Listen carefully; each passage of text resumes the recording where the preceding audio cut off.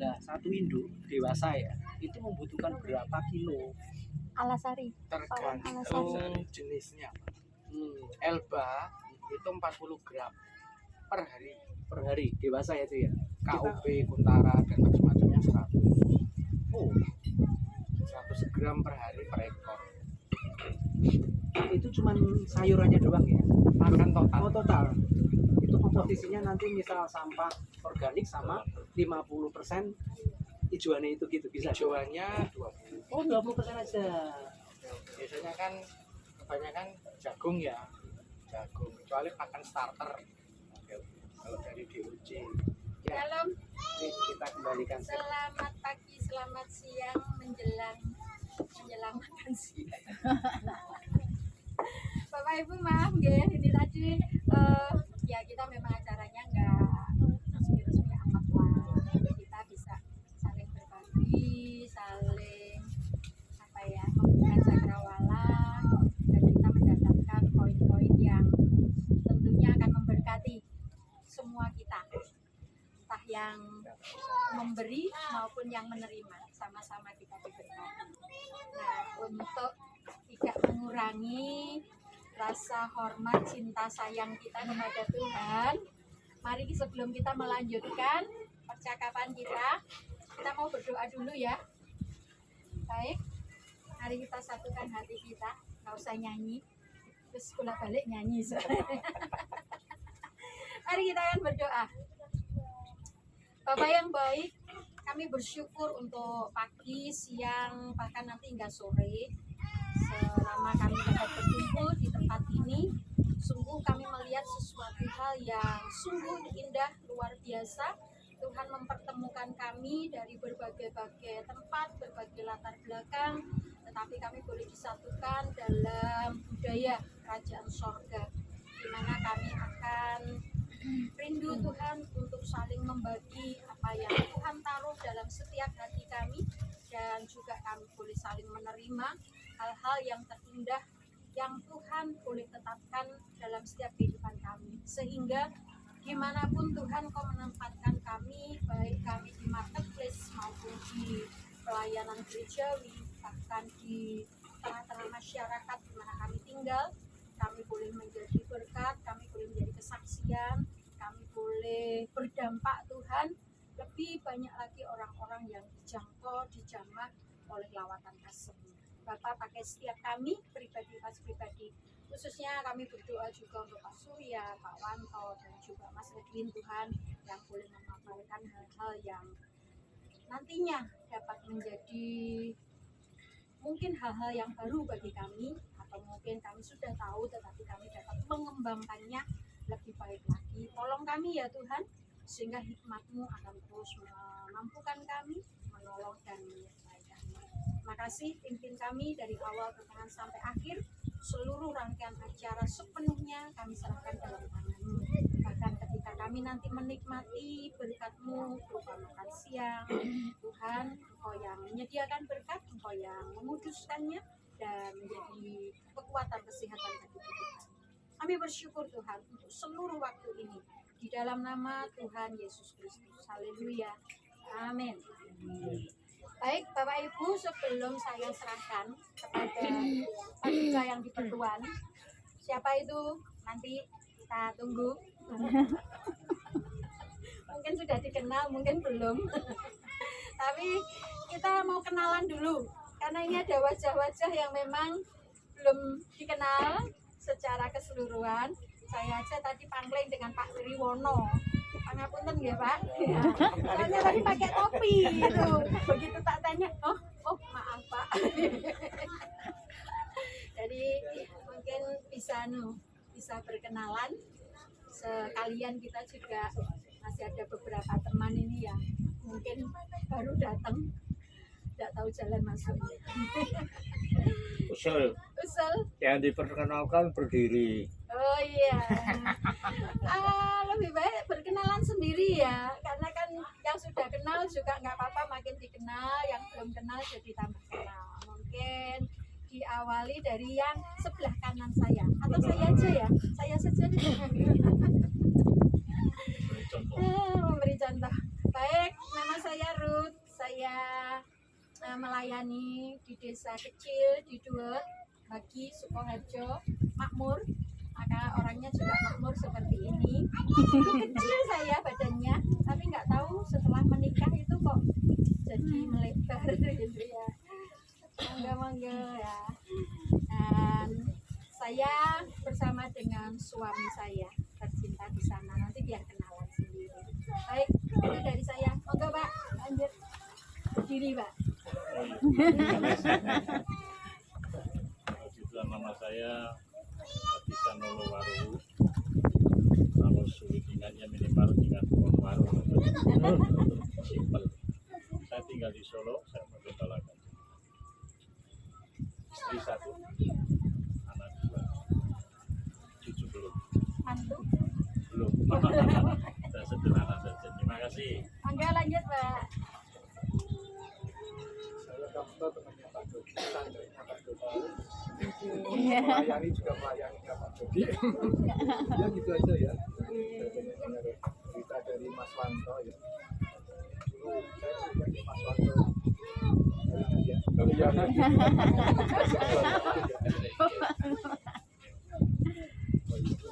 Terima kasih. Saya Dodi Nenowo, ada di Klaten.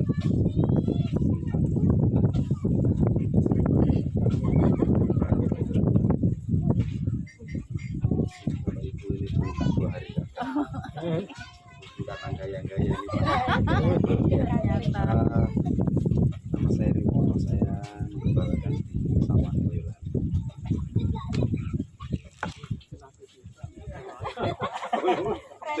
Boyolali ini beda. Bapak Ibu, nama saya Mika, saya pelayanan di Boyolali.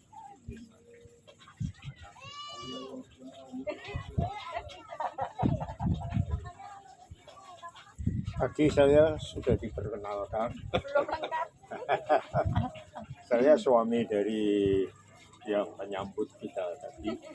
Nama saya Paulus Tandianto, melayani di Duet.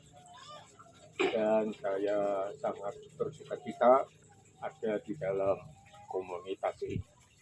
Dan sangat bahagia bisa mendapat teman-teman baru yang merupakan orang-orang kunci bagi saya untuk prospek pelayanan yang lebih luas selain hanya mengurus jemaat.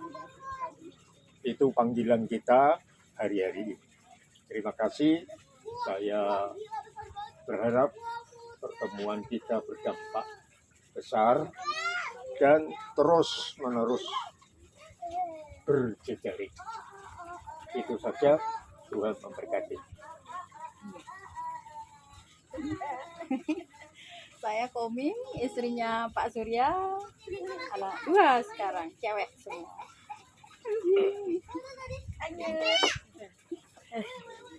Salam, saya Untari, pelayanan di Jogja. Sini dapat undangan dari Pak Surya sama Burut.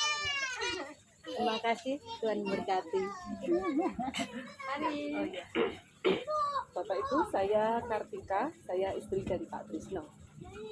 Ya, itu saja. Ya, selamat siang Pak, Ibu semuanya. Saya Trisno. Kebetulan saya berbeda sendiri, saya pelayanan di perusahaan. Jadi saya dapat undangan dari Pak Surya, nanti ya kepengen berkomunitas dengan Bapak Ibu lah. Gitu aja. Terima kasih. Kulo Edwi Sragen, istri 1, anak in the process. Masih baru ya. Enggak, sudah 2021 sih. Kan 2021. Terus saya sekarang di Teknopark, fokus di pemberdayaan limbah. Tapi akar rumput ya tidak perusahaan-perusahaan. Terima kasih. Matur suwun, boleh bersama dengan Bapak Ibu di sini mengenalkan. Nama saya Suwanto. Jangan disebut depannya saja, nggih. Saya pelayanan di Gereja Baptis Indonesia Kapeng Tasik Batu. Itu ada di Batu. nggak ada demandnya. Masih jamus gitu. Ini istri saya, namanya Suwanto. Terima kasih. Oh, anak dua. Betul desa, Pak. Anak dua yang pertama namanya Clarissa Suwanto. Yang kedua Caleb Christian Suwanto. Kelas 6. Dua-duanya anaknya Pak Wanto. Sama Bu Wanto ya. Iya.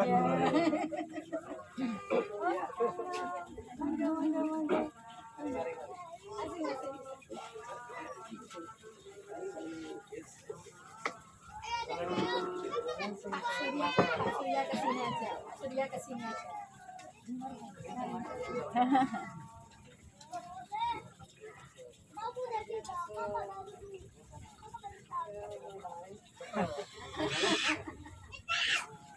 Nah ini berhubung baru datang pas kenalan, jadi saya tanya ibu dulu, monggo berdiri Bu. Iya, pasti di sini. Kenalnya kan karena aku. Ayo Mas, berdiri Mas. Bisa dikenal kan? Ya, saya Ganjar ya.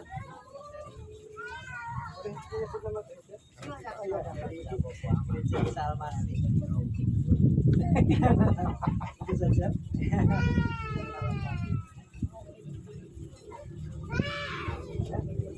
Belum. Oh, ini belum ada kenalan. Ya kenalan dulu aja, kenalan dulu aja. Selamat siang, saya Irfa. Saya pelayanan. Saya tinggal di Manono. Baru belajar pelayanan. Senang. Saya nggak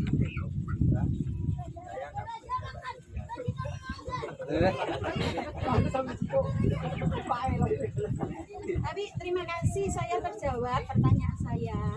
Karena Pak Surya mengenalkan saya itu namanya Erva. Saya berpikirnya Mbak Erva. Ternyata yang datang itu Mas Erva. Punten ya Mas. Sekarang tak serahkan aja. Ini yang di Pertuan Agung ini. Ya, saya Surya, saya tinggal di Gading Permai Solo Baru. Saya suaminya Koming ini, saya anaknya 2. Saya bergerak di marketplace. Saya usaha kecil-kecilan.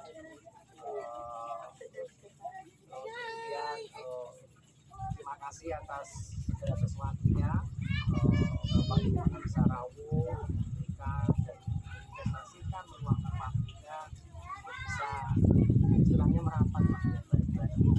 Jadi di sini ini sebenarnya apa yang menjadi kegerahan dari apa yang terjadi saat ini menjadi suatu perkumpulan sendiri, dan ini tentunya juga bukan dari saya pribadi.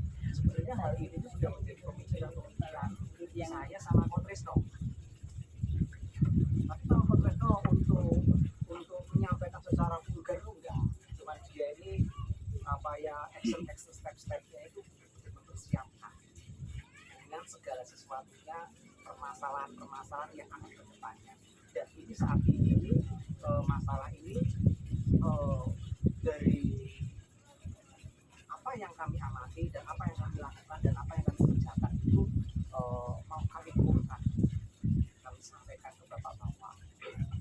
Nah kebetulan saya, Om Tresno, Pak Paulus Guru dan teman-teman semua yang di sini juga punya hati yang senilai, yang dimana bagaimana caranya kita ini tidak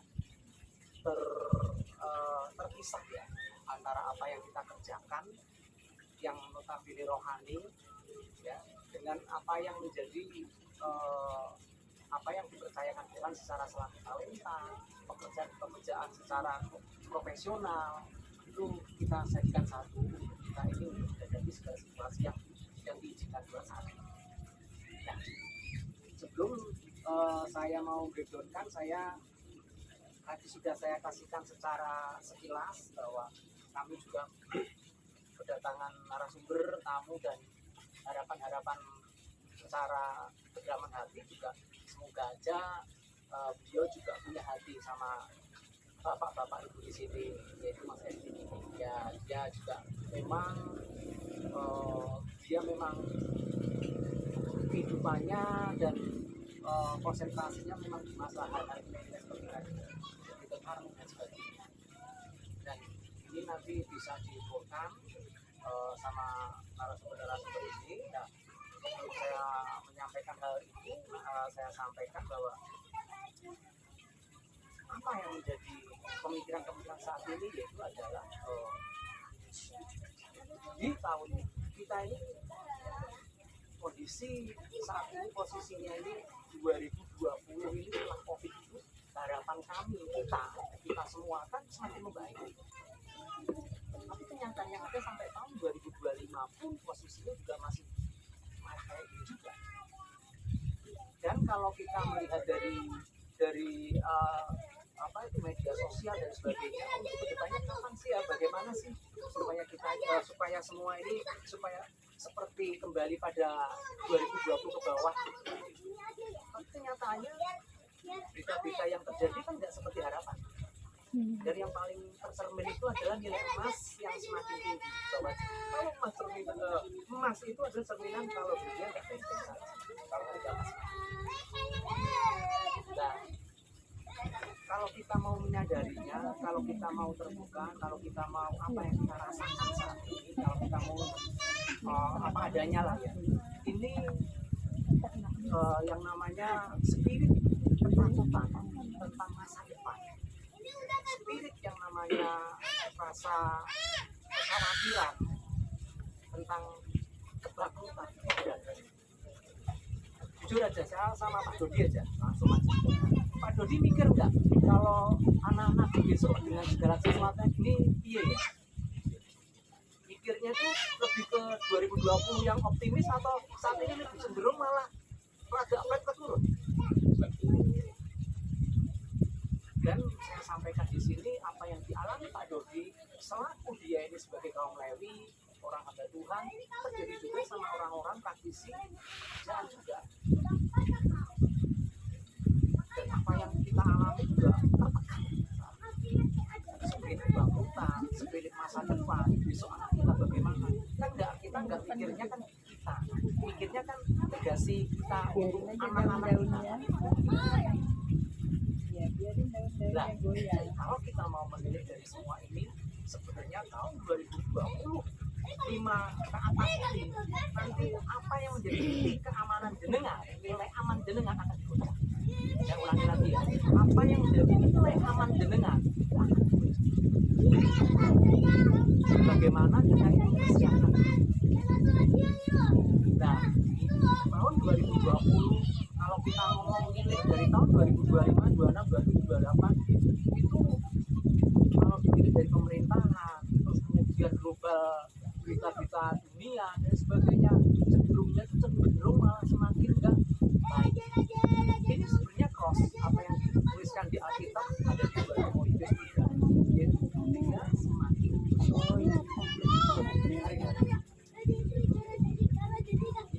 siapa ya? Mas Erva. Ini Pak Indra yang mana? Ya, itu yang coklat. Jadi cross ketemu dunia ini semakin gitu.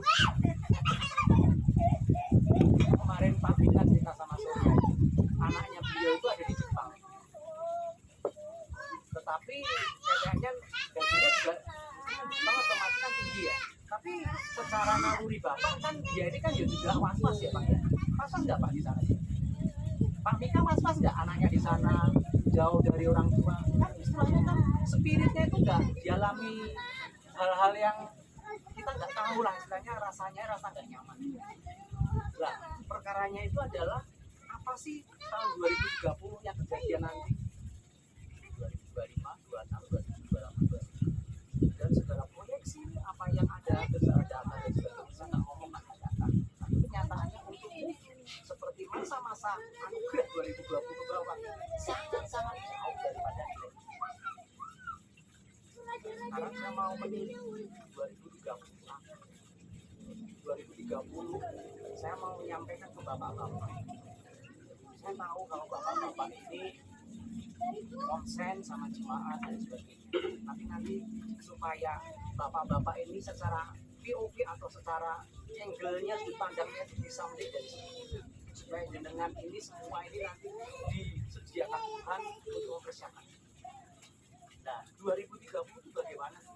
2030 itu nanti posisinya itu adalah yang dimana kaum menengah itu akan berubah. Yang ada itu orang-orang tertentu, sedikit aja orang-orang kaya dan orang-orang kaum marginal akan jadi akan terjadi hilang. Loh, kok bisa kayak gitu? Kenyataannya apa? Kenyataan yang ada yaitu adalah nanti posisinya itu yaitu adalah uang yang kita dapat, salary yang kita dapat, atau apapun itu namanya PK dan sebagainya, flat nilainya A. Sampai saya memakai kata meminjamnya itu 100.000 per bulan. 100.000 itu flat rata terus.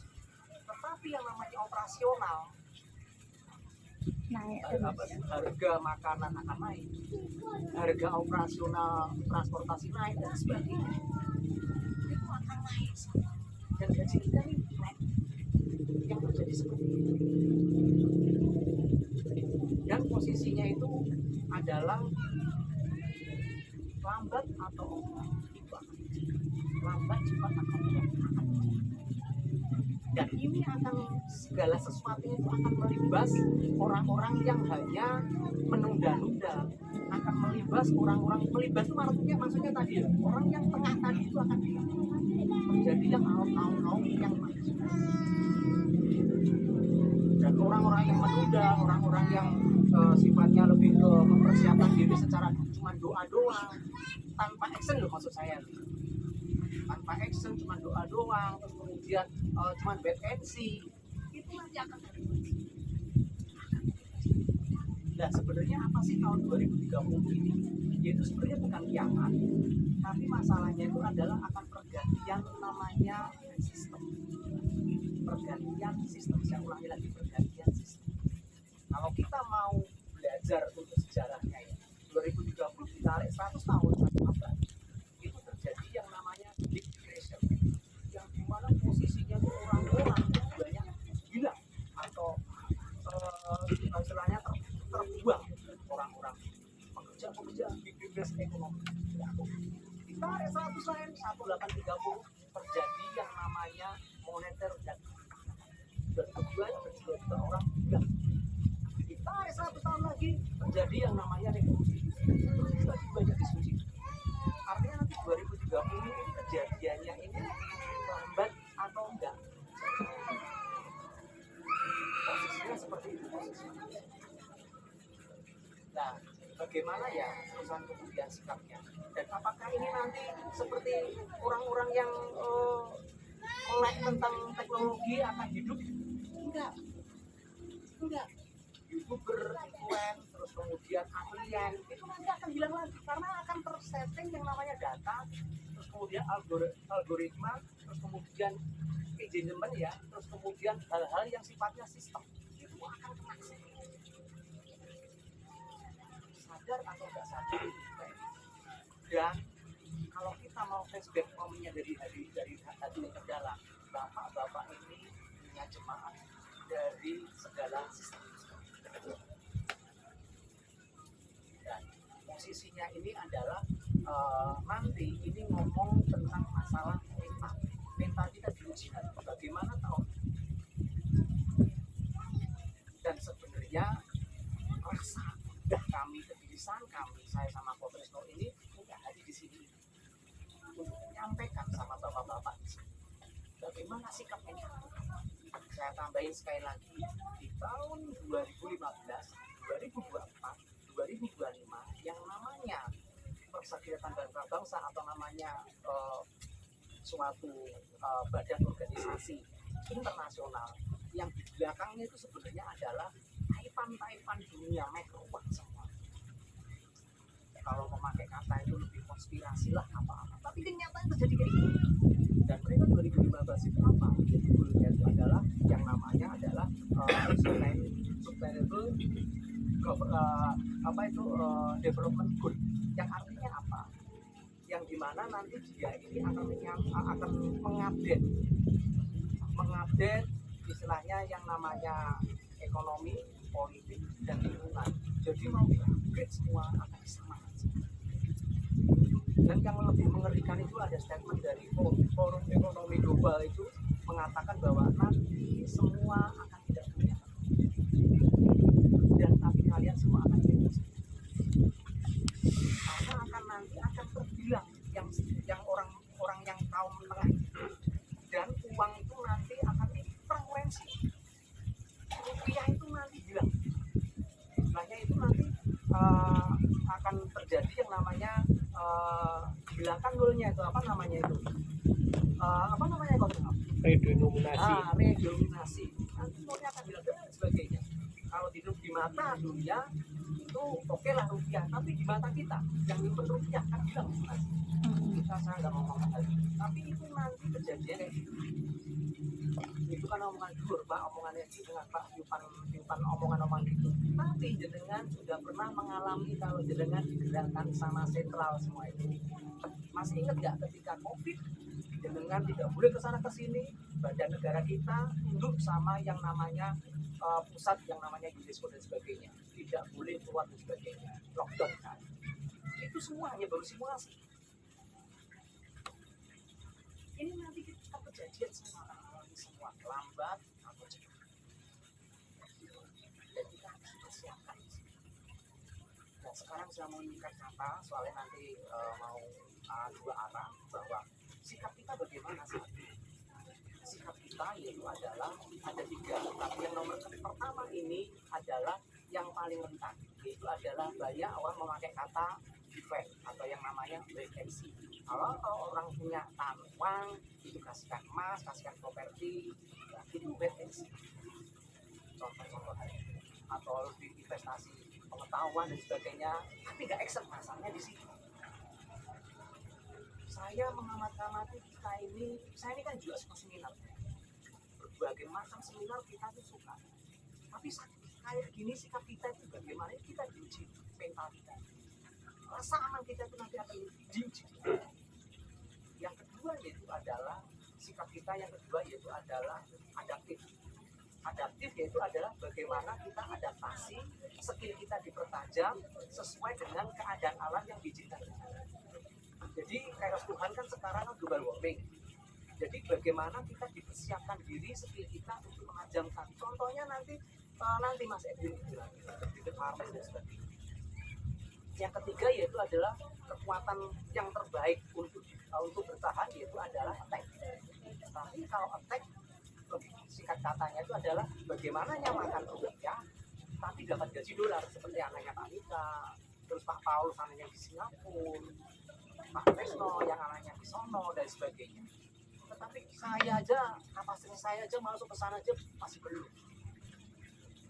Saya ngomong yang gampang-gampang juga, yang dimana yaitu adalah adaptasi. Itu adalah skill kita dipertajam untuk mempersiapkan diri di masa-masa tersebut. Dan kan sekarang itu berfokus kekuatannya meningkatkan kepada diri sendiri. Yang dimana kembali lagi ke fungsinya, kembali lagi ke identitasnya, dan dimana jadi baik, yang dimana mendatangkan kerajaannya supaya dilakukan sama gereja-gereja, supaya lebih produktif, supaya lebih kreatif, supaya lebih progresif, dipersiapkan, dipertajam, dan saat ini saya berharap sekali pertemuan ini nanti bisa menjadi sesuatu yang saya tadi sekilas ngomong sama Pak Wagub, saya nggak mengejar akan sudah saya bukan di saya nggak mengejar akan saya ngejarnya itu sedikit minimal gitu sedikit tapi mentas masih mampu. Untuk apa? Untuk mempersiapkan diri hal-hal nilai-nilai yang sifatnya di rumah tangga yang kecil-kecil aja. Jadi nggak makro. Nah ini pertemuan ini semoga saja kita menjadi suatu hal yang connecting yang sifatnya kemarin gathering, tapi kita akan menguatkan connecting. Terus kemudian kita tidak terbatas dengan tembok-tembok, dinding tembok, bangunan, tapi cakrawala sebagai kingdom mindset, yaitu kita terbuka mindset kita, dan cakrawala terbuka, dan bagaimana kita eksekusi, dan bagaimana kita melakukannya dan menjadi jawaban. Jadi angle-nya kita daripada kita sebenarnya ini kesempatan kita. Ketika ini kita menjadi gereja menjadi jawaban, ini kesempatan kita hadir. Perkaranya mental kita diuji, mau enggak? Saya tadi Tresno enggak, saya bilang sama Pak Om, kowe gawe koyo ngene wae Om. Perkara ini Pak Mas Edwin nimpali, perkara ini manajemennya bro, wong-wongi nimpali. Jadi perkaranya di sini kita mental kita diuji, mampu. Saya pernah ngomong sama Pak Dodi, Pak Dodi, kalau jenengan sudah diserang sama identitas atau pengalian visi, jenengan sekarang sebenarnya belakang itu ada tanah kanan. Pernah nggak saya ngomong sama Pak? Jadi kalau jenengan melakukan sesuatu, kalau sudah merasa, wah identitasku aku sekarang nyanda ya Surya, kok kita aku kok orang anu ya Surya, aku jadi itu berarti sebenarnya mau nggak? Itu mental yang dulu. Saya punya avokat di sana, itu saya ngomong sama profesor, wah saya diserang akar isu, saya ngomong sama guru jadi diserang ini, wah jatuh ini semua istilahnya nilainya kayak gini, mental saya diuji. Tapi saya mengeraskan hati, dalam arti mengeraskan itu adalah satu langkah lebih bersama Tuhan, dan saya melakukan lagi yang terbaik. Ya ini saya persingkat aja, ini saya cukup, nanti kita dua arah. Untuk segala ringkasannya saya mendatangkan tim kami, kita mendatangkan Pak Edwin, tapi sebelumnya Pak Tresno silakan sepatah dua kata untuk menyampaikan sesuatunya. Silakan Pak Tresno. Menyampaikan apa lagi? Oke, kayak saya gini Bapak Ibu, mungkin saya nambahin sedikit aja. Yang latar belakang tadi sudah disampaikan oleh Pak Surya, kurang lebihnya seperti itu menurut saya sudah cukup sangat lengkap gitu ya. Cuman kan kadang-kadang kalau saya sebagai kayak praktisi itu terus teknisnya meh piye, aku mbok kon ngajari aku kan mungkin iso gitu ya. Ya mungkin Bapak Ibu kan nanti juga misalkan someday ngobrol sama beberapa jemaat misalkan gitu, terus teknisnya piye, nek bisa ngomong latar belakang gitu POV ini kita ngerti, terus teknisnya piye. Kalau kita ngomong praktisi kan biasanya gitu ya. Ya wes, terus saya ingat saya punya teman Pak Edwin ini ya, udah mungkin kalau misalkan kepengin sharing tentang teknis, tentang ke depan seperti apa, mungkin saya tidak begitu mengerti. Apalagi kalau saya ngomong mungkin butuh sesuatu yang sederhana. Kemarin berawal dari Pak Surya, Pak Paulus itu kan ada tanam durian, tanam alpukat ya, beberapa mungkin dari kita sehari. Tapi menurut saya hati kecil saya kok terlalu panjang ya kalau nanam durian ya. 4 tahun atau 5 tahun belum tentu berbuah, dan berbuahnya pun ya belum tahu nanti seperti apa. Saya berbicara sama Pak Surya kok saya lebih ke simple things dulu, seperti apa sih. Bahasa saya mungkin lebih ke basic atau fundamental kayak apa toh. Saya kok kepikir yang namanya misalkan kayak integrated farming misalkan gitu ya. Jadi kayak diputar nanti Pak Edwin ini mungkin lebih ngerti ya. Bahasanya kalau toh sampai terjelek-jeleknya amit-amitnya itu memang kita masa susah bener, kita tuh tetap bisa makan gitu kan, bisa ya. Ya. Apapun kita tetap bisa makan dari apa yang di depan kita sendiri tanpa beli gitu loh.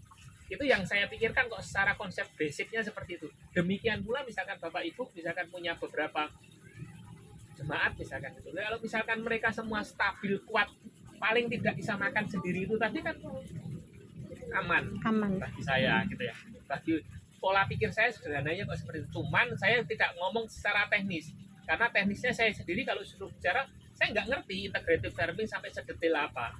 Makanya saya kepikir ngobrol-ngobrol sama Pak Surya, saya punya teman ya Pak Edwin ini gitu Bapak Ibu. Jadi saya bisanya menyampaikan cuma segini. Kalau istilah kata kalau mau teknis lebih detail kayak apa ya kita sama-sama bareng-bareng sharing lah. Seperti itu ya, gitu mungkin Pak Surya. Yes, thank you banget Pak Tresno. Saya sama Pak Tresno ini kenal udah cukup lama. Ketika ketika kita masuk bareng-bareng di Mesken. Dia belum seheboh ini, dia masih ya nggak sebelum kayak gini lah istilahnya. Saya juga kayak gitu. Masih lembut ya, lembut. Bukan lembut. Oh, bukan lembut. Nggak berani muncul dulu. Ya, Biasanya ngomong di depan. bisnis itu saya suruh cerita Nggak berani sama di dia, permukaan. nilai-nilainya dia bagaimana, strateginya dia bagaimana, terus saya melakukan nilai ini, dia melakukan nilai ini yang rangkumannya tuh lebih detail tapi lebih tetek dari itu. Dan sekarang saya malah tinggal jauh dan dia luar biasa. Dan saya sangat salut sama beliau yang dimana senantiasa saya kalau menilai itu bukan obah dia yang pintar atau dia punya karunia apa, kaya atau apapun, enggak.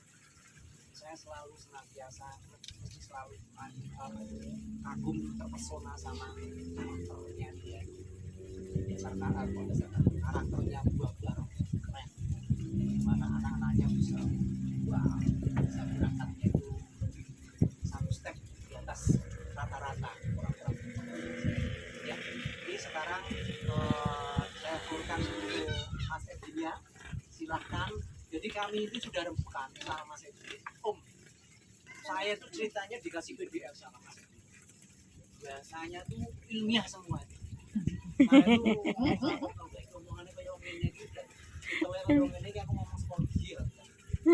Tapi saya lihat ketika lihat itu jenengan saya nangkep ya kalau faknya itu orangnya asik ya Mas Edwin ya. Ya.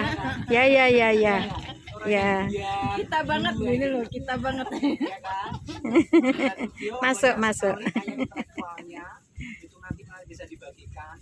Saya berharap cemas juga sama Mas Edwin, semoga aja Tuhan digunakan dianya. Saya bilang gitu. Supaya punya hati untuk senantiasa sabar untuk dia itu memberikan nilai-nilai yang sudah karunia dia yang dia dapatkan untuk menyampaikan segala sesuatunya.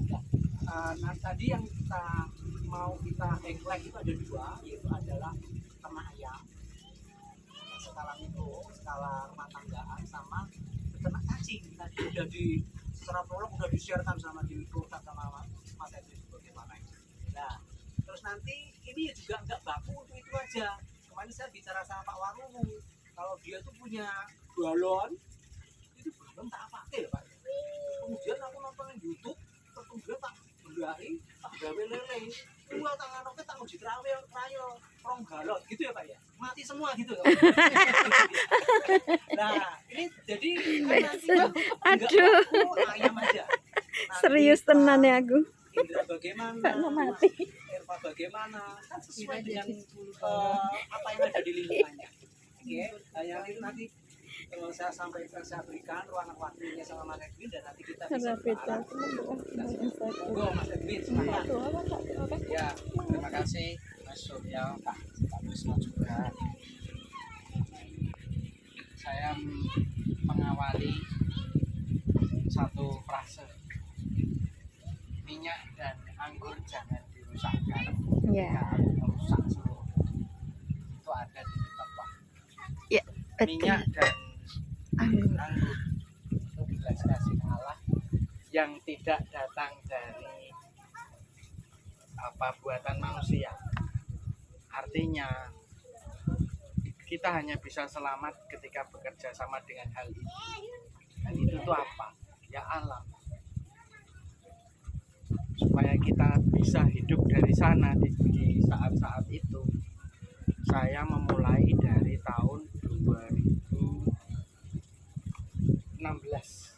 Saya masih jadi romo dari Gereja Katolik Kongregasi OMI Oblat Maria Immaculata. Saya tinggal di wilayah yang sulit, tidak ada air, ekonomi macet, tidak ada tenaga kesehatan. Yang saya pertama kenal adalah mengenali lingkungan mikro atau tempat saya tinggal itu seperti apa. Dan itu saya masih terapkan sampai sekarang.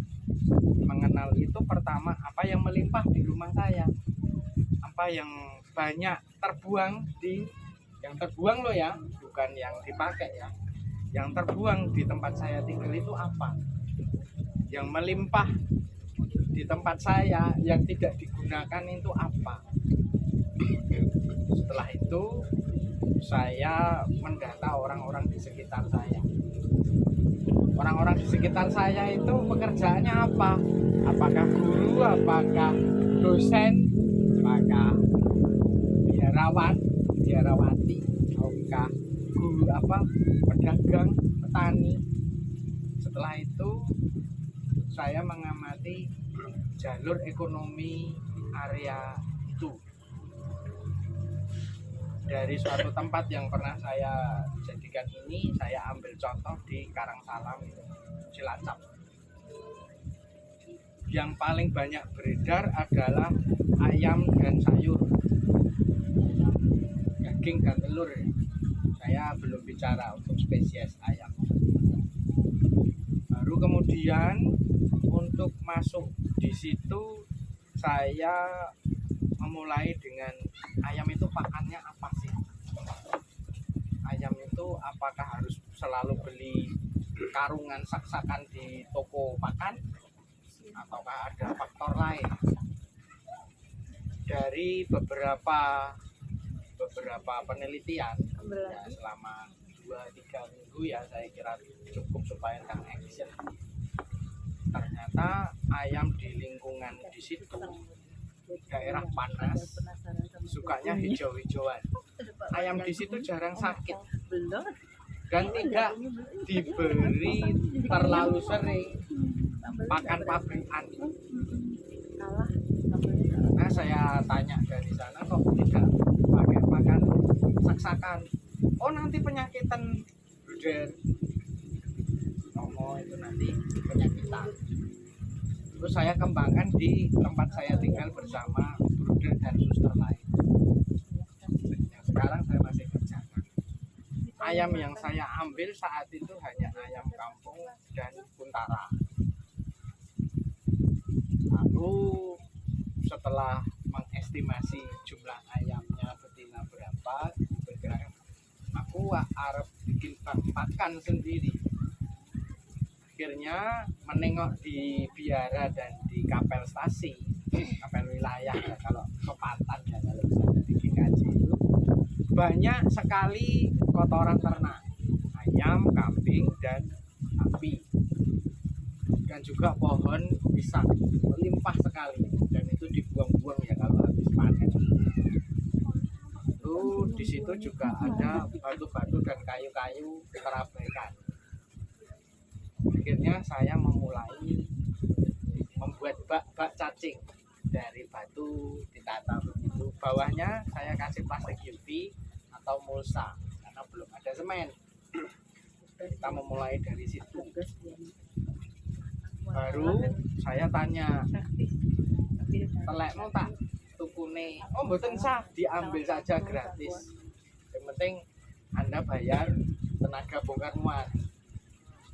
1 kol diesel itu sampai sekarang belum berubah sih harganya, 750.000 sampai 1 juta. 1 kol diesel ban double atau ban engkel. Itu saya beli itu bayar tenaga lengkap. Sesudah itu saya mengamati cacing tanah melimpah di situ. Cacing tanah melimpah di situ ada jenis cacingnya macam-macam. Saya memilih Lumbricus ya. Lumbricus rubellus ini cacing yang pendiam. Dia tidak suka dolan-dolan seperti cacing lain dan dimanfaatkan untuk salah satu 4 segmen yang tidak akan muncul di saat waktu itu tiba. Mungkin sedang berjalan sekarang, yaitu segmen agrikultur, farming, farmasi, dan logistik. 4 bidang ini tidak akan mengalami kesulitan di masa-masa sulit. Setelah itu cacing saya masukkan, lumbri saya masukkan awalnya 2 kali 4 meter saja. Cacing tanahnya lumbri waktu itu masih harga 45 waktu itu. Saya masukkan 5 kilo, masukkan di bumi. Setelah 3 bulan saya baru merasakan manfaatnya. limbah dari gereja, limbah dari kelompok umat saya tampung di situ. Yang saya hasilkan ternyata cacing dan vermikompos. Di situ ada banyak galon-galon air minum. Akhirnya dipotong, lalu dibalik. Di situ masukin cacing-cacing dalam sel-sel tadi. Ada sel-sel galon ya, tapi isinya cacing sama bahan-bahan limbah organik. Setelah itu umat mulai tertarik. Kelompok apa ya, Mudika pertama tertarik. Baru mereka memulai vermikomposnya, telek cacingnya. Mereka tanam lombok, kangkung, hanya disebar-sebar saja begitu. Karena kangkung itu sumber kebutuhan pasar Cilacap. Setiap 28 hari panen. Segini itu 25.000 Bapak Ibu. Dan itu dikerjakan oleh anak-anak muda. Dan itu memberi pemasukan mingguan dan harian. Karena dari 10 sampai 20 mudika atau muda, kalau pemuda dewasa, kalau di gereja Kristen itu mereka sudah mulai punya pemasukan sendiri. Setelah itu cacingnya kemana? Ya sudah, mereka mengembangkan cacing itu makin banyak. Lalu kompos itu diorder 10.000 per kilo. Dan itu larinya kemana? Kompos cacing itu paling dari panjenengan akan mengira di pertanian. Salah sama sekali. Vermikompos itu larinya ke tambak, Bapak Ibu. Bandeng, paname, lobster, udang galah, nila, gurami, itu larinya ke situ. Karena sebelum benih masuk, mereka kompos cacing itu menyediakan namanya alga dan nutrisi kesukaan ikan. Setelah bulan keempat, pemasokan mereka mulai menarik ya. Per karungnya itu 60 sampai 70.000 vermikompos. Dikirim ke Faname daerah jalur Dendels. Maaf, Bapak Ibu bisa sambil disambi nggih? Ya, mulai dari situlah Sambil mendengar. cacing iki terus arep dikapake Buden Romo. Mulai dari situ masuklah ayam. Mulai karena bank pakan sudah stabil, kebutuhan pakan 40 gram sampai 180 gram per hari sudah tersedia. Karena di situ ada banyak lamtorot, kangkung, pare, kacang panjang. Itu kan limbahnya dicacah-cacah. Ada kubis, ada nasi aking, dan itu tidak beli semua. Hanya bermula dari 5 sampai 10 keluarga. Baru mulailah memasukkan DOC ayam. Karena bank pakan sudah stabil, ayam mulai waktu itu ada namanya Bayu Diningrat ya. Dengan herbal-herbalnya itu. Kandang itu mulai disusun tertata. Satu kandang 2 atau 3 jantan, sisanya betina. 5 sampai 11 ekor. Produksi telurnya mulai stabil. Kotorannya kami sudah tidak khawatir, tidak bau karena di lingkungan itu, di stasi itu sudah mulai dengan ekoenzim. Ekoenzim itu apa meneh? Ekoenzim adalah fermentasi tetes tebu, limbah buah dan sayur, dan air. Fermentasi 3 bulan disemprotke di kotoran ternak. Yang di bawahnya ada cacingnya. Cacingnya gemuk-gemuk Bapak Ibu. Tidak bau. Nah, di sisi lain ibu-ibu di situ kan suka nongkrong, suka gosip ya. Nggak gosip, arisan, TikTok waktu itu rame ya. Akhirnya kebiasaan mereka itu membuat saya mendengar bahwa kesulitan uang untuk beli deterjen dan teman-temannya, produk kesehatan rumah tangga. Nah, akhirnya ekoenzim itu saya masukkan di dalam program kelompok wanita paroki atau kelompok wanita ya. Baru setelah ekoenzim jadi 10 galon, nah ini di pastoran ada mesin cuci. Saya pakai limbah ekoenzim itu segini untuk 30 pakaian dengan garam krosok 2 sendok makan. Bersih Romo, bersih udah, bersih suster. Berarti orang satu kuring so. Terus ada namanya jasa pembersihan perhiasan. Karena waktu itu kita tidak bisa bayar ya untuk membersihkan piala perjamuan, tabernakel, dan lain-lain. Akhirnya anak-anak muda ini yang bergerak.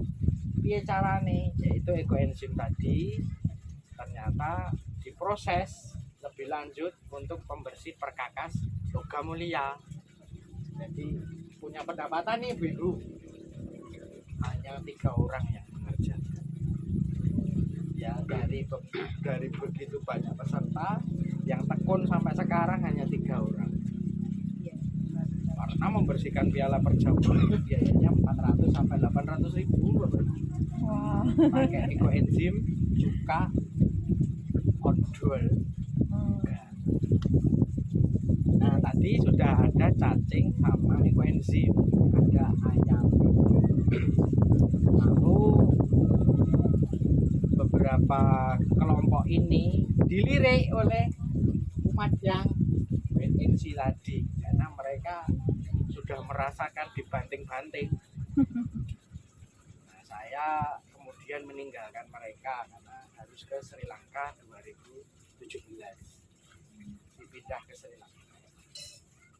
Di Sri Lanka saya mulai kembangkan hal yang sama. Deterjen, produk kesehatan rumah tangga, lalu cacing. Itu hanya kulit luarnya saja. Nah, untuk detailnya mulai saya kerjakan sekarang ini di Mojokedang Cantet Doktek Kompa. Turunannya ada banyak. Kenapa saya minta jangan ke susu? Fokus dulu di fondasi bang pakan kalau mau ke ayam dan turunannya ya, itu cacing. Kenapa saya menyebut cacing ekoenzim di awal? Ini kunci. Anda sudah punya itu, tidak akan membeli deterjen, tidak akan membeli pakan, tidak akan membeli bedak dingin, tidak akan membeli obat-obatan pestisida, tidak akan membeli obat pel, mulai dari ekoenzim dan cacing. Dan untuk turunannya nanti, ini penyelamat di masa mendatang. Silahkan cari di Google namanya lumbrokinase. Harganya berapa silahkan dicek. Ada yang 800 ribu, ada yang 1.200.000. Itu dari cacing yang biji tadi namanya. Jangan ke susu ke sana dulu. Jangan. Jadi fokuslah di pemberdayaan limbah tingkat akar rumput dulu dengan cacing dan ekoenzim. Baru nanti ke ayam. Karena setelah ekoenzim dan cacing sudah stabil, Anda tidak akan khawatir untuk ayam. Dan Anda akan dilengkapi dengan senjata lain, itu sayur-sayuran di saat mahal. Dan kesehatan manusia tidak datang dari suntikan obat-obat, tapi dari alam. Yang enzim, reso juga. Lumbrokinase. Harganya berapa? Di sini ternyata keluar banyak yang enzim, yang resu, yang Sekelompok enzim fibrinolitik yang ini diekstrak dari cacing. bahasanya angel. Jadi ini yang padat, Yang cair ada.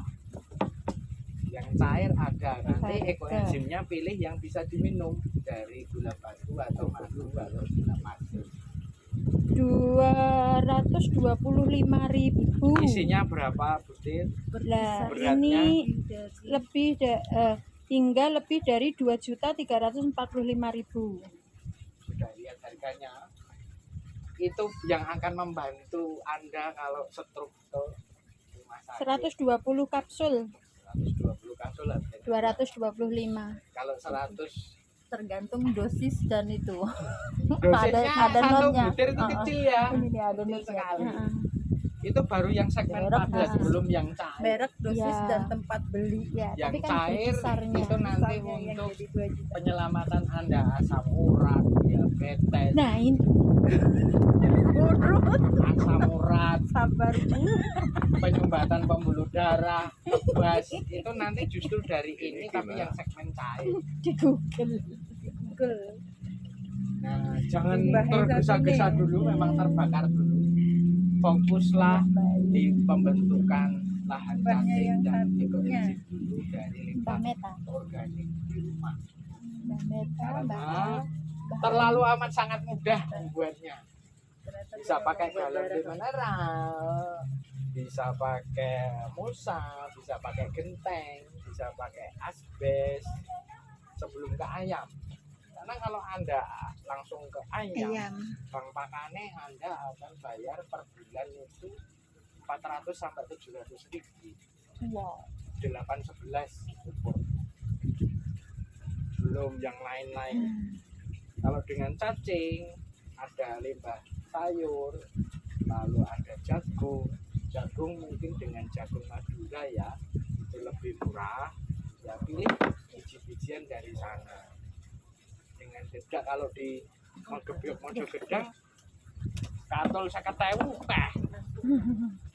Kalau rumahnya rumah kota, nggak ada area pekarangan, apakah bisa memungkinkan untuk tempat ruangan tertutup? Untuk cacing bisa di ruang tertutup dengan ember yang 40 liter atau gentong-gentong yang 80 liter itu. Belilah kohe ternak ya. Kohe itu kotoran hewan yang murah saja. Satu saknya mungkin 8 sampai 10 ribu. Ya kalau ada yang masih basah. boleh panas lumbri malah seneng ya kambing itu panas tapi mau Berarti kan langsung dibasahi ya langsung dibasahi bisa dulu. ya. Dibasahi dulu Mm-mm.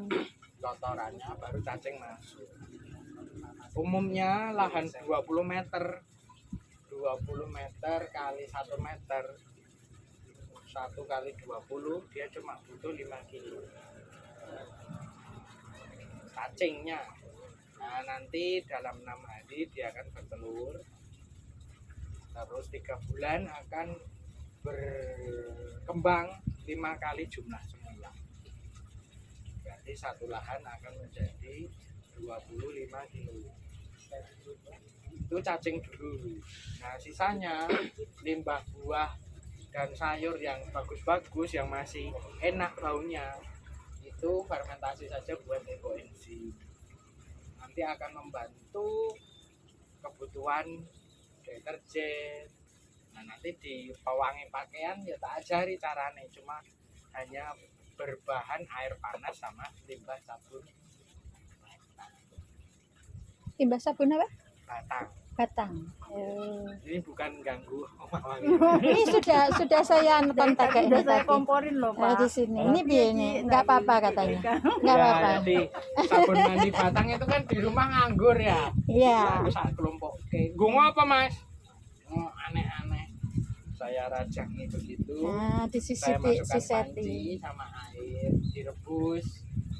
Nanti kan sabunnya larut, dikasih alkohol yang di apotek itu yang harga 7.000 atau 9.000 ya, itu, yang botolan itu ya. cuma 3 sendok makan saja. Kalau Oh. udah dingin ya, udah dingin, Hmm. udah itu kan udah kental, sayangnya limbah sabun itu kalau nanti sudah dingin kayak ada bolot-bolotnya di atas. Jadi di mata kita nggak menarik, tapi justru itu yang membuat pakaian Anda tetap wangi. Oh, tak kira Caranya- dibuang. Enggak. Nah, nanti Justru bolotnya itu pakai ya. air panas itu dimasukkan ke sini, masih panas toh. Padahal bolotnya enggak. Itu dikasih 2 sampai 5 tutup aqua Yang bolotnya. rebusan tadi. Ah. Rebusan sabun mandi tadi. Diaduk-aduk, masukkan ke mesin cuci. Udah bilas sekali saja. Enggak boros air. Itu setelah dicuci berarti, Iya, sudah setelah dibilas. bersih. Kalau deterjen ekoenzim nyucinya cuma sekali, bilasnya sekali. Kalau sabun biasa bisa 2-3 kali. Dan kan limbahnya keluar dari rumah tidak membuat jentik atau udang mati. Ganggang gitu. Ikan pun makan nanti limbah pakaian yang itu ekoenzim senjatanya. Monggo. Mari kita loh, mau Bapak terus Ibu, loh. silakan. Itu Mas Ewo. Baru Di kemudian sini udah kalap ini. itu baru deterjen sama pewangi. Ah. Itu nanti yang selanjutnya monggo nanti saya hanya bisa melanjutkan pembicaraan. Anda mau memutuskan apa dulu? Oh, Ya. tapi tadi kan intinya sudah di itu dulu. Si siapa namanya? Sisa Si no ulat ulat. Si- Cacing sama ayam. ayam. Sebelum ayam Ya, makanya. sebelum ayam. Ah, ya itu Untuk masuk ke ekoenzim. ayam. Makanya ekoenzim. Untuk Ekoenzim masuk sama ke ayam, cacing. Anda bapak-bapak ibu-ibu harus Siap matang ekoenzim. di bank pakan. Bang makan. Kalau bank pakannya sudah tersedia lamtoro atau peti Cina itu Siap. bisa buat pakan. Saya punya. Enceng godok juga mau. Wah, itu sing randuwe malah. Suket itu dicukur juga mau. Nasi aking juga mau. Oh, punya. Ayam bisa, Belum tak budal cacing lagi bisa. kok. Kalau apa butiran misalnya pilek itu penarisan Boleh, untuk apa? boleh. Cacing itu tidak punya mata, tidak punya mulut, tidak punya lidah. Jadi kalau menderita belajar dari cacing itu. Kosong. Terus meneng tok ya. Makan banyak ya. Baterai wis dipangan. Tapi dia makan banyak, Bu. Tidak punya Nah, mata. nanti saya kira mematangkan Cacing diri dimakan. di cacing dan ekoenzim sebelum ke ayam itu kunci. Nanti kalau ke ayam tiwas jenengan sudah beli, wah Mas Edwin ngapusi bang pakanku ora kuat sing salah sapa. Kenapa nanti ada cacing, ada ekoenzim, ada bang pakan itu akan berintegrasi. Jadi ayamnya tadi pakannya satu Iya. Cukup 4 sampai 8 ekor saja. sehari. Nah, pakan yang itu padahal kan banyak. Oh, kan nanti ada limbah, Oh, ada daun-daun, itu rumput-rumput, ada itu kangkung. sih yang penting nanti dia Iya. selebihnya cari sendiri. Iya. Kalau jenengan ngasih kur terus, ayam Anda akan sakit. Mungkin di minggu ke-5, minggu ke-6 itu Iya, akan saya kena sudah snot. itu. Udah pengalaman Snot, tuh. ya. Mati, SNOTT. mati. Mati karena di sini kayak bisul ya. Nah, Padahal yang menyembuhkan Iya. itu ya rumput, ayam kita, cacing. ayam kita dulu kan gitu, marah-marah mati. Karena Hijauannya makannya harus pur. Harus suka hijauannya. Nah, untuk cacing saya hanya bisa melanjutkan ketika Bapak Ibu fokus di penyediaan bahan makan. Nah, Oh, nanti gantinya ekoenzim mau itu ayam. buat apa sih? Gantinya Buat mau obat ayam pel, satu aja, Pak. buat pewangi, Tak kasih rumput di rumah. Momon deterjen, kan tak masuk. buat odol, buat sampo, Momon tak masuk panti asuhan. buat obat kebas itu ditenggelamkan di kaki. Buat pupuk, buat pestisida. Terlalu banyak, ada 30 turunan apa tadi lagi. Keluar sampai heboh. Muni sebelah sana Bang. 9 karena kan kapasitas umatnya enggak kuat. Yang kota. Deterjen ada 4 Momon kan jenis. sempat ngomong. Nah, nanti kalau Anda menemukan hal-hal menarik di iklim lokal, nah itu seperti kopi ivermectin. Saya bawa ke panti asuhan di situ mau bahagia. Kalau sama Anda teman-teman. makan ivermectin yang baunya seperti susu, di sini produk dari cacing. salah aku ibu mah Padahal Sama, mebendazole kasihan itu bapak nanti. atau albendazole Karena atau ngerain ivermectin mau terus itu meracuni panggilan. lah di Oh, dalam nggak tubuh apa-apa, kita senang dia. untuk membunuh kanker. Momo itu campuran enggak pasti karena Itu makanya saya golden ngotot jadinya fokus semua di dia sini kayak gitu ya. sama yang wujud cair. Jangan lihat gitu. Itu yang menyelamatkan. Iya, Pak, ini saya. Bisa jadi bukuan aja iya. Iya. Nah, nanti turunannya kalau di kelompok petani tembakau jadi rokok. Sana itu doyan semua gitu. Karena tanaman yang dipupuk dengan Sana cacing, sering motong. apa kotoran cacing itu sudah minim residu, hampir tidak.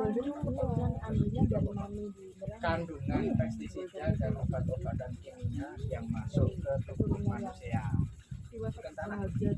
Bukan residu itu biasanya apa benda-benda buatan kimia ya, pabrik-pabrik. Nanti jangan sampai itu terjadi sesuatu apa ya. Ya, Saya ya sudah minta sekalian aku sama Pak Dodi tak praktek aja dulu aja. boleh pakai ember dulu, ember kecil itu kasih kohe atau kotoran hewan, kasih cacing sak pakai kepal sih. Aja langsung 5 kilo aja. Memastikan dulu pondasi kekuatan Anda. Kok nek ada umat yang tanya hal yang berbahaya, Anda tidak bisa jawab, malu. Maunya kita kan langsung dia ada. Lah ya kuwi kose, makanya Maunya kan seleksi alam itu di situ. Nah nanti nek produknya banyak sing makanya saya bilang penuhi kebutuhan rumah tangga Anda. Sisanya buat bisnis, jangan kebalik. Bisnis dulu. Nah, bisnis utang, nah ya baul. Iya, Pak. Iya. Kita. Iya. Apa tadi? Rata-rata kan itu masyarakat Terus yang kata satu Nah itu yang Baul. bikin stres. Nah, Baul. tapi kalau dari kebutuhan rumah tangga Bisa dulu impas, bisa dipenuhi, berubah. nanti akan terbantu sendiri. Betul Pak.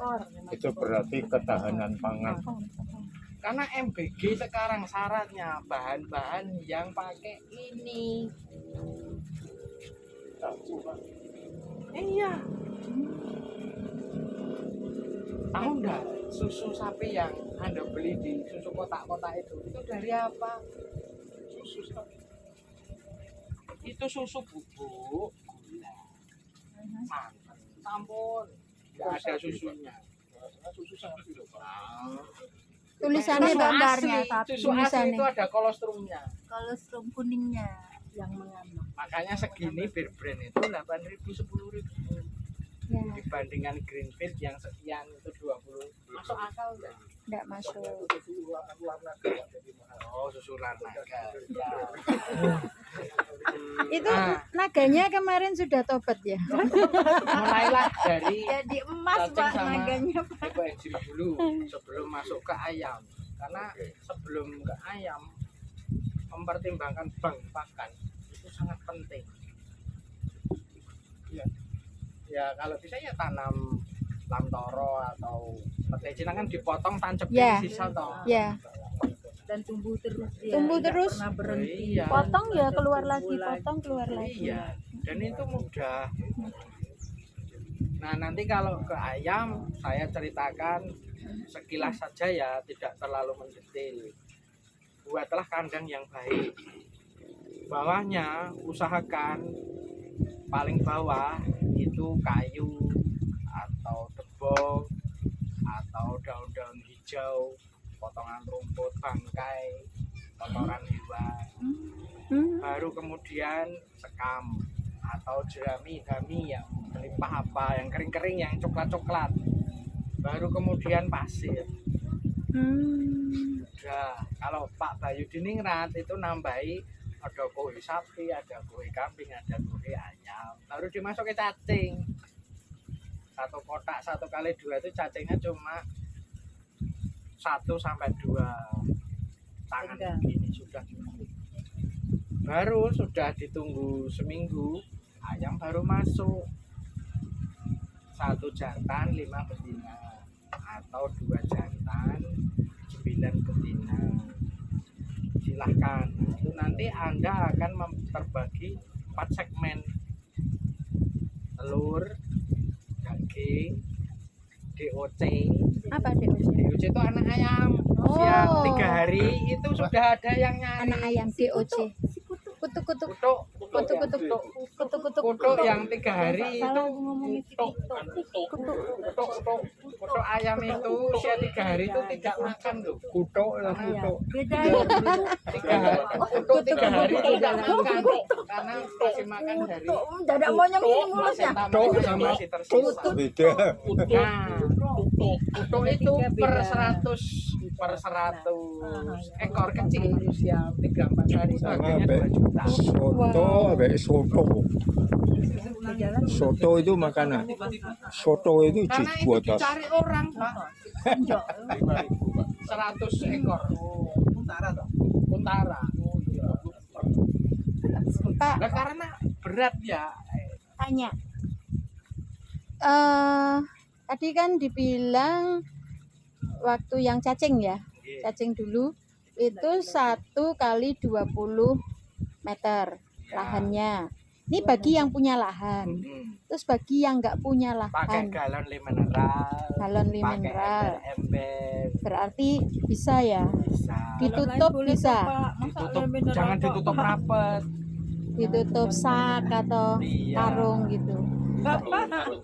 Galon ini masalah Satu galon itu 2 genggam saja. Boleh, pokoknya galon. Boleh. Nah, nanti kan panen enak. Yang penting ora ketok metok. Iya. dengan tanahnya ya. Dengan tanahnya. Nah, nanti kalau cacing tok mati loh. Ya, maksudnya kan tanah biasa. Iya. Nah, ukuran 2 genggam itu 2 genggam cacing tok atau 2 genggam Campurnya, campuran aja. Campuran, Pak. Nggak ada karena dia berkembang biaknya sangat cepat ya. Ya, yang penting di bawahnya dilubangi supaya buat bernafas ya, airnya juga tidak becek. Tidak. Cacing ini hanya untuk ayam saja Pak. Misal ini untuk endok atau bebek. Bisa. Nanti kalau larinya kau ke mentok ya kotorannya kan bau itu. Bau sekali Pak. Dikasihkan di cacing. Selesai. Kotorannya mentok. Bau loh Pak. Jangan ngomong apa. Loh, Pak, pengen mentok. Nah, Nah, sing main kok mesra banget sih. Kalian berdua mesra ini sudah ada mentok. Cacing makan telek. Stopnya wis. Mentoknya Pak berarti. Berarti teleknya ini dimakan cacing. Iya. Iya. Berarti mentoknya yang makan saya. Lah, berarti makan apa, Pak? Mentok kan segmennya kan telur sama 200.000 tuh. Per ekornya. Bagi penggemar-penggemar daging nikmat. Di Facebook ada, di saya ada, di mana-mana ada. Cacingnya itu udah ngerti bedanya ya, ada ekor kuningnya. Jenis-jenisnya minta tolong diterangkan Pak. Ini cacing apa itu, apakah beda dengan cacing tanah itu kan tadi kan banyak Kan macamnya. kuning. Kuning ya. Nah, ini kuning. Ini lumbri. Enak loh, Bu. Kuning ya. Lucu loh di tangan, di tangan gini lucu loh, gini-gini. Lucu loh, Bu. Dia paling besar begini. Kalau ini kecil masih di bawah 1 bulan. Nanti yang apa dimakan ayam itu ya cacing. Cacingnya sama tanahnya. Cacing hidup itu. Iya. Usianya juga yang layak untuk Bebas. Sayangnya belum ada perumpamaan, belajarlah pada cacing ya. Belajarlah pada Itu dia apa-apain nggak nyokot loh Pak. Kayak semut masih nyokot. Ya, kayaknya bisa buat bahan khotbah nih. Ayo kita bikin perumpamaan tentang cacing. Ayo. Kita abadikan cacing. enggak, yang penting bawahnya kan cacing ya. Bawa cacingnya. Sejarah dimulai Itu enggak usah dengan mengabadikan cacing di perumpamaan. Kalau liminal itu dikasih kowe. Iya. Para pendeta Kalau Para nanti kohe pendeta saja khotbah besok kecil-kecil. tentang cacing ya. Kalau masih debok Umpamanya cacing bapak. Bukan semut sama gajah. Bawa Ya. cacing lo ya. deboknya harus busuk ya Pak. Kalau Ibu yang bawa. Enggak. Aku enggak. ya karena cacing umumnya dia kelas dekomposer busuk ya. Jadi ada nasi jamuran, nasi sayur basi, udah masukin aja. Kalau Pak tanya Pak. galonnya itu dilubangi, apakah cacingnya nanti Enggak. Kalau ANC lari. Tapi kalau lumbri enggak mau lari. Oh gitu. Ya nanti buntet no Pak. Untuk pengaturan air Lah kan disirami toh, nanti airnya keluar dari mana? Dari lubangnya itu tiap hari harus satu basah Pak ya? Bisa Pak, harus dilubangi Pak. Harus lembab. Plastik itu kan rapat banget loh. Nggak bisa bernafas Pak. Gini. Nanti paling nggak minimal itu jenengan bulan ke tempat bio atau Ya, nanti Nah bisa itu, lihat. itu penting itu. Langsung petik melon. Itu yang kutunggu. Oh enggak bisa. Itu nyiramnya itu seminggu sekali, 2 minggu sekali. Nah, kayak gini saya gerambiang ini gini ini mesake masak ini banyak sekali serbuan harus dilihatin ini gini. Pak mau tanya Ada Pak. bangkai tikus yang masuk sini. Tanya Pak. Yang cewek itu Pak. Cewek ganti Pak, masuk Bapak terus. Mau tanya. Tadi kan ada kasih makan sayuran itu ya buat cacingnya itu. Iya. Sayur basi. Oh sayur basi Nasi yang basi. segar-segar. Bapak, sayur basi itu maksudnya tadi yang sudah dimasak? Boleh masuk situ? Dia sudah masuk minyak gitu sudah? Terus itu Pak, yang itu kan cacing itu apa bedanya dengan yang maggot? Oh maggot. Maggot itu rentan kontaminasi.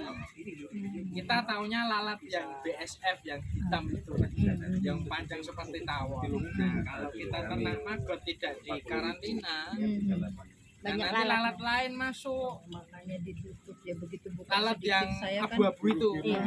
Satu ekor saja masuk tubuh kita sakit. Udah rusak. Betul segini. Nah, makanya budidaya maggot itu tantangannya alergi. Oh, jadi beda dengan maggot itu. Kalau ternak ini, cacing ini nanti akan dapat maggot BSF otomatis di atasnya. Ngambil itu buat ayam ya bisa. Pak ini kotoran apa Pak? Ini sapi sama Kok tidak bang? ya dia Ini cacing. cacing. Cacing. Kandani ya wis to. Saya ada bebeknya Coba dicium-cium. Dari tadi urusannya di perbauan. Ini kan jemek ya apa ya? Tidak Lembab. becek ya, jemek atau dingin ya. Panas dari kotoran itulah yang untuk menghangatkan tubuh. panas sekali Pak. Iya. Tidak ada Pak. Ini ayam mau ya Pak? Mau. Kotorannya juga nih. Mau. Dia enggak ketawa. Itu Tapi orang lain kotorannya saja ketawa buat malu lombok. dia. Dulu kan Wajahnya membuat Maka ibu si ibu awet. mati jadi Iya. jadi air. senyum-senyum. Betul, tilung toh. Iya. Nah, kalau ini Tidak, Pak. lumbri. Lumbrikus rubens. Terserah. Mau sekarang Kalau mau nanti. cacing tilung memang Nah, dia diskut saja. non-stop. Pak Edwin, sorry Pak. Teman-teman pada makan siang belum? Belum toh, Pak. Ini tak intruk mamseng enggak apa-apa Mas. Enggak apa-apa ya. Ini Naura jujur terus Mas, jadi kan diserbu nih nanti. Sambal juga mau loh. Oh, sambelnya untuk saya aja, jangan untuk cacing. Mau nyampein apa? Secara singkat dan padat. Silakan Pak Paulus. Iya. Setelah itu kita makan. Heeh. Makannya Bagus tuh.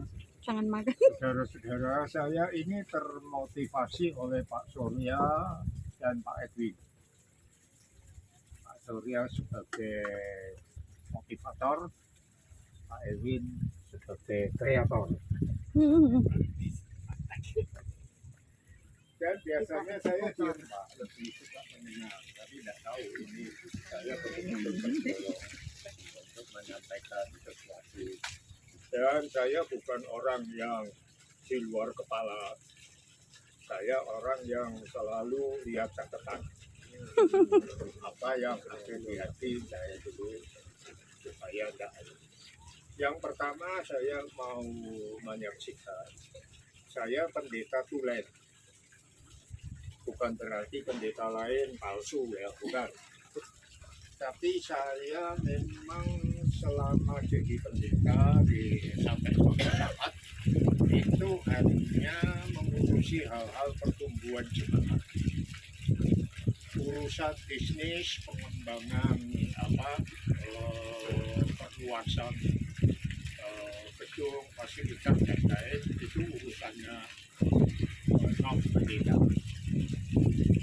Tapi belakangan ini ada perubahan. Nah, umur saya sekarang sudah 77 tahun, lebih 86 hari. Sekarang saya menghitung usia saya dengan hari. Karena saya merasa bahwa Menghitung hari-hari itu loh. kita perlu menghitung hari-hari. Ya. Supaya jadi bijaksana. Nyanyi hari. Dan bagi saya hari ini adalah waktu. Besok sudah masa depan. Kemarin sudah masa lalu. Itu yang mendorong saya untuk apa yang saya dapat. Sekarang saya berusaha untuk menyampaikan ya, pertama kepada orang-orang yang dekat. Lalu saya terus terang ada rasa gelo, bukan kecewa, bukan marah, karena baru usia sekian ini, setua ini, saya merasa ada hal-hal baru yang Tuhan buka. Saya sudah 55 tahun melayani, tapi sekarang sepertinya kenapa Tuhan kok yang saya dapat baru bagi saya ya, mungkin tidak bagi yang lain, kok baru sekarang begitu. Tapi roh saya meneguhkan bahwa kamu masih ada waktu, kamu bisa sampaikan selama masih disebut hari ini. Itu yang saya kerjakan. Dan saya rindu kalau Tuhan izinkan masih bisa melayani sampai ulang tahun gereja yang ke-2000. Saya tidak menyinggung doktrin kedatangan Tuhan dan sebagainya, tetapi ulang tahun gereja itu sesuatu yang sangat normal. Gereja dilahirkan tahun 0 Masehi atau 4 Masehi. Berarti ulang tahun yang ke-2000 itu adalah tahun 2034 atau 2038. Saya rasa angka ini tidak berbeda jauh dengan angka yang disebut oleh Pak Surya di awal tadi. Kalau saya dengar 2030. Usia saya waktu itu 86 sampai 90 tahun. Dan saya punya keyakinan masih bisa sesehat Kaleb. Amin, amin, Kaleb amin. 84, 86 sampai 90 kan KTE cuma 2 tahun sampai 4 tahun. Sebayalah dengan Kaleb.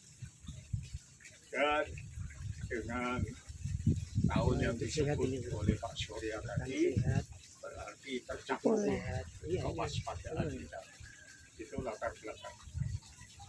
Nah, saya tadi datang dengan mata yang berharap, tetapi ketika mendengar Pak Surya dan Pak Edwin, khususnya Pak Edwin yang menyebutkan beliau berangkat dari melihat kondisi real yang ada pada dirinya dan lingkungannya.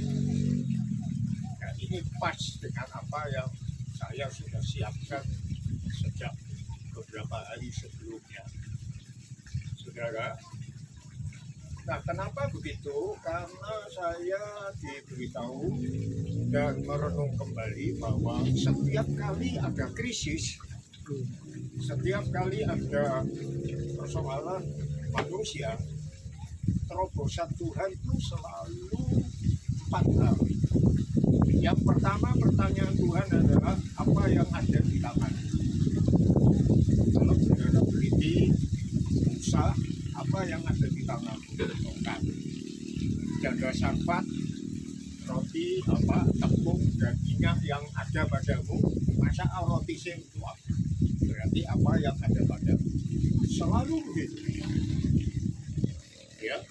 Nah ini tadi kemudian saya merasa kok nyambung. Beliau berangkat dari apa yang ada pada ini. Dan itu yang ingin saya share. Ini yang Tuhan berikan kepada saya.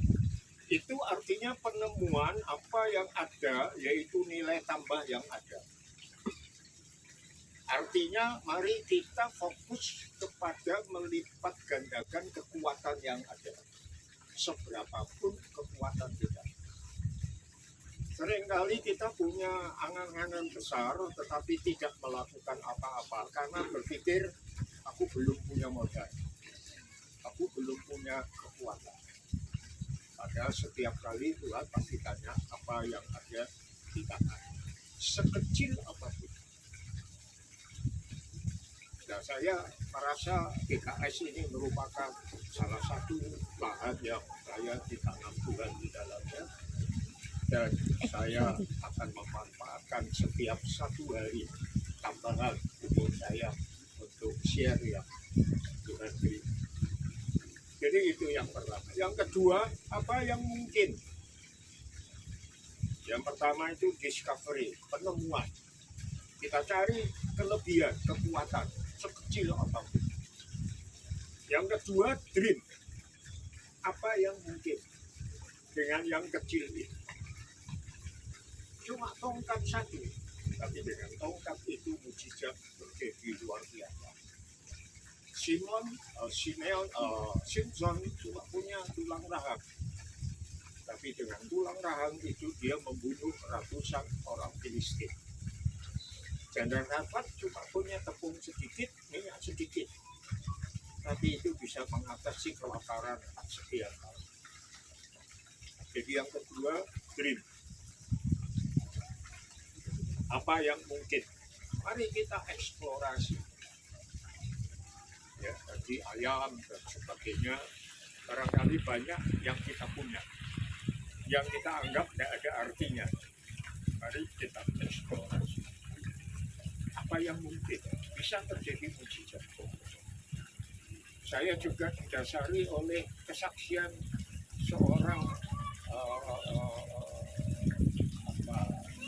pelayanan pet anjing, dia bangkrut. Lalu Tuhan juga bicara apa yang ada pada. Kebetulan dia penggemar dan penyayang anjing, punya anjing. Lalu dia mau bikin pet shop. Dan tidak lama kemudian ada satu keluarga yang punya anjing banyak, mau dijual, langsung dia beli. Dari situ dia bisa jadi apa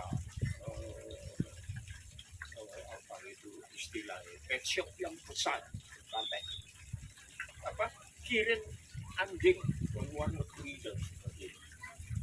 Jadi bisa terjadi mujizat. Dan itu saya sadar, saudara, kalau kita jalan sendiri-sendiri itu hanya mimpi-mimpi. Tapi kalau kita mimpi bersama, kita SE, lalu melakukan sesuatu, mulai berpikir bersama, itu awal permulaan. Tetapi kalau kita bekerja bersama, mengikuti mimpi kita bersama, itu baru bentuk kerajaan surga. Dan ini adalah lahan yang saya ditanam, yaitu lahan yang terbuka, padang yang terbuka. Lalu yang ketiga, sesuaikan rencana Tuhan dengan hidup kita. Terapkan rencana Tuhan. Jadi bukan kita menerapkan rencana kita paksakan kepada Tuhan, tetapi mari kita tangkap rencana Tuhan. Kenapa kita kan mengelola bumi, rencana Tuhan, menguasai bumi dan seluruhnya. Maka mari kita kaitkan yang ada pada kita itu dengan impian, lalu menyesuaikan dengan rencana Tuhan. Mari kita mulai desain hidup kita, bukan menurut visi pribadi, tetapi menurut desain Tuhan. Kemudian yang terakhir, ambil bagian dalam kodrat Tuhan. Surat Petrus berkata, kami boleh mengambil bagian dalam kodrat ilahi yang ditentukan bagi Tuhan. Itu yang saya ingin share. Karena Tuhan berkata, Tuhan kok, saya berkata kok, baru sekarang Tuhan kasih. Tapi masih ada waktu selama hari. Dan ternyata saudara, saya gemar baca. Ternyata apa yang ditulis oleh Alkitab sekian ribu tahun yang lalu sekarang menjadi patokan manajemen dunia. 4D itu terkenal dengan the power of appreciative inquiry. Jadi kuasa dari penemuan penghargaan kepada penemuan. BUMN kita, saya punya buku ya, pemerintah kita itu pakai 4D. Berarti Alkitab kita itu buku pegangan yang paling itu yang saya sampaikan. Lalu penutupnya saudara hubungannya dengan akhir zaman. Tema kita kan mendekati akhir zaman, bagaimana mengelola menghadapi warming, global warming. Saya hanya ada 2 yang saya tangkap untuk akhir zaman. Pak Surya kemarin tanya kepada saya, Pak, tema khotbah Bapak hari-hari ini apa? Saya berkata, kami patokannya dari Pekan Raya Israel. Berawal dari Paskah, ya, karena Paskah itu kan melewati, berarti setiap hari kalau kita berhasil lolos dari masalah atau berhasil melakukan sesuatu, berarti Paskah sudah melewati. Yang kedua, Pentakosta. Lalu akhir tahun ini Pondok Daud. Cuma itu temanya berulang-ulang, tapi isi saya dengar, maaf Pak Surya, ini perasaan pribadi. Sepertinya Pak Surya berpikir, oh berarti betul itu pendeta tulen nih. Arahnya cuma berubah ke dinding gereja akhir zaman. Tetapi di akhir zaman itu, saudara-saudara, ini ada hal yang pasti masuk. Yang pertama, saya akan memasuki TKS ini 2 tahun, yaitu krisis ekologi. Makanya saya ikut mendukung ketahanan pangan, krisis ekologi. Dan saya sempat share pada seorang teman, mereka ketawa. Dan terus terang ketawanya sinis begitu ya. Ya Pak Paulus boleh banyak tanam, banyak penghijauan, green. Tapi ingat ya Pak Paulus, kita nanti kan langit dan bumi baru. Yang lama sudah lenyap, dibakar, yang baru tertib. Intinya itu ngapain? Korupsi. Kan itu nanti kita tinggal dibakar lalu langit dan bumi baru.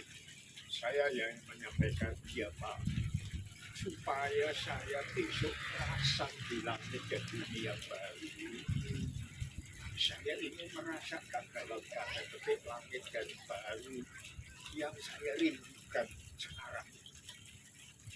Sama seperti kerajaan surga.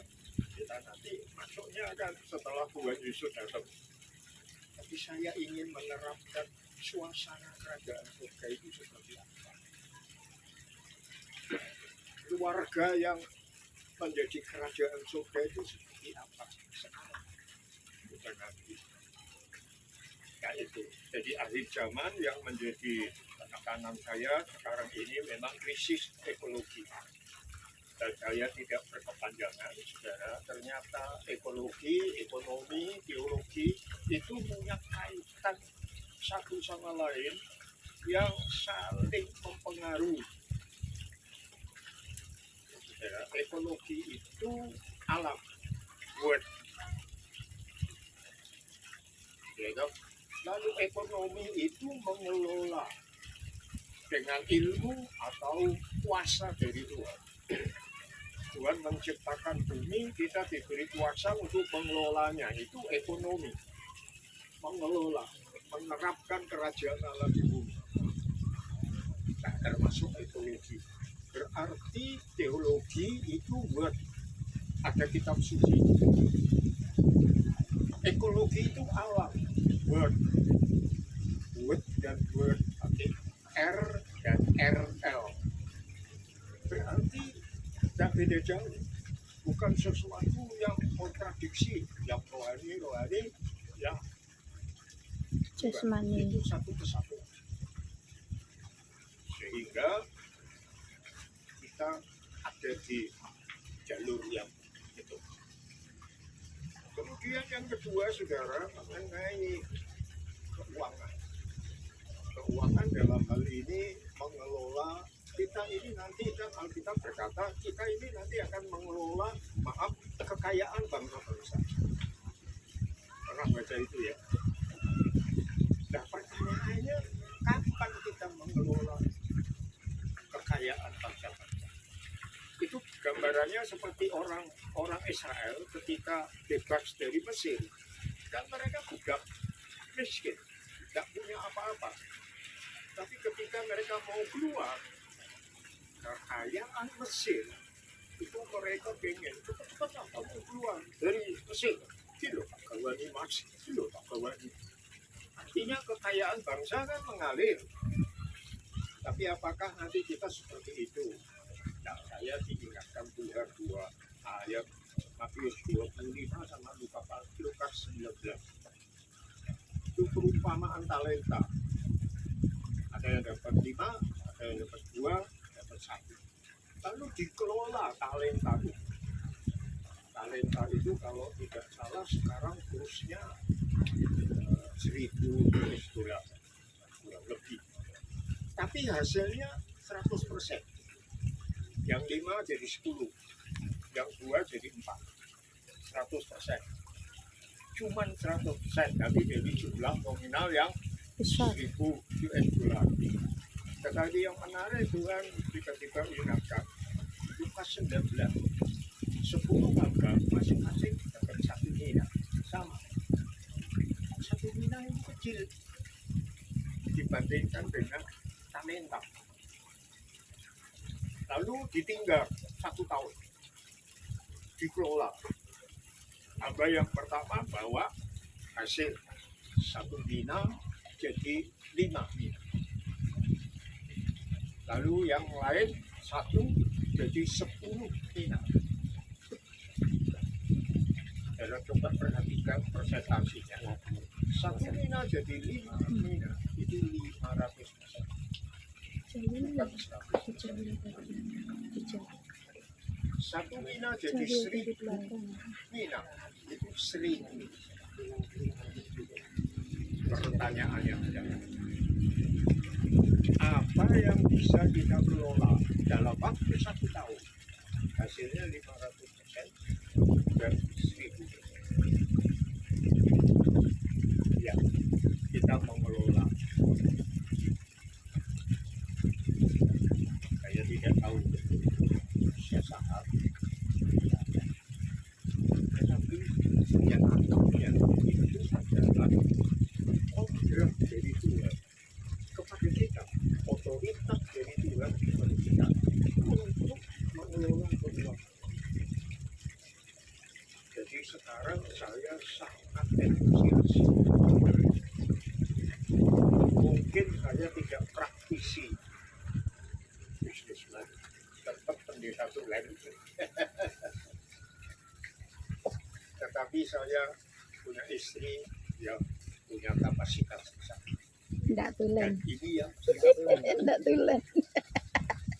Nah itu saudara, saya vlog walaupun agak sedikit keluar dari ketentuan apa itu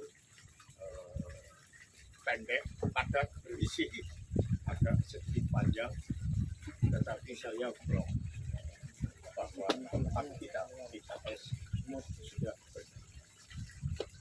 Mari kita mimpi bersama, mengerjakan mimpi bersama. Karena baru kalau itu kita lakukan dengan betul, maka kita akan membangun kerajaan alam bersama. Nasi. Tetapi saya